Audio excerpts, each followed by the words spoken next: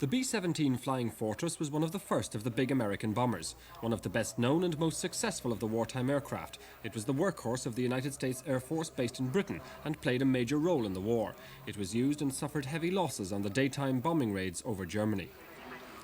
On the night of May 29, 1944, the B-17 nicknamed Badger Beauty was on a mission that would take it out over the Atlantic to a point 600 miles from the west coast of Ireland. The RAF's William Young was on board with 7 American crew members. During the flight, an engine started smoking. Then it had to be shut down altogether. The crew continued flying on 3 engines. We lost a second engine when we were almost at the point we would have turned back at anyway. That engine failed to feather.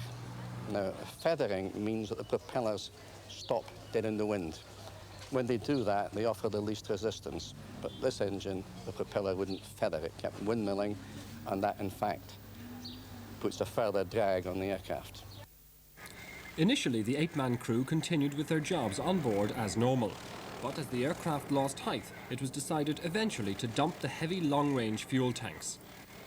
They were dropped out of the bomb bay doors. Couldn't close the doors, and that neutralized the good effect of getting rid of the long-range petrol tanks.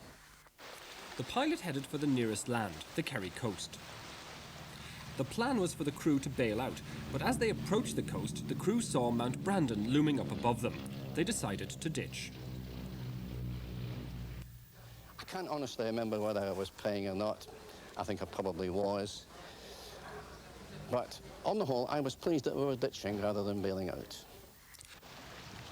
The B-17 was only in the air for about 2 minutes following the decision to ditch. As it raced towards the water, William Young and 5 of the crew held their knees to their chests in the middle of the aircraft. When the plane hit the water, he was knocked unconscious. After the blackness, I thought I heard a voice.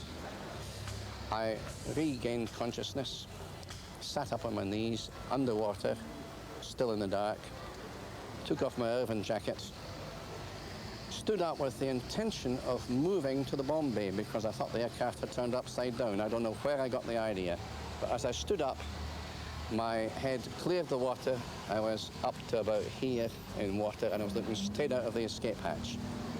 The wireless operator was there asking if anybody was left in the aircraft.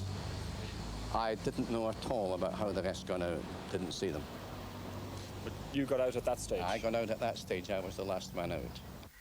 The crew were in the Atlantic in 2 dinghies for 5 hours. As daylight broke, they were rescued. Maurice O'Connor was one of the rescuers who'd rowed out in a curragh from Ballydavid. This week, William Young met Maurice O'Connor for the first time since the day of the rescue.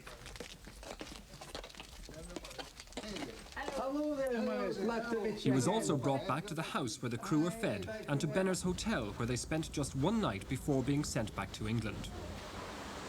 There was talk that we might be interned, not in Dingle, but somewhere in Ireland. And when I heard that, I thought, yes, well, all right, my ankle's damaged. I'll behave myself until it's better, and after that, somehow I'll be over the wall and I'll get back somehow, but I didn't have any idea how. Never came to that, though? Never came to that. The Badger Beauty now lies in 150 feet of water 5 miles off the coast. One of the men aboard it during its last mission was back in Kerry to unveil a plaque, remembering the crash and the rescue by locals, the 7 other crew members who he hasn't met since the day of the crash, and of course, the B-17.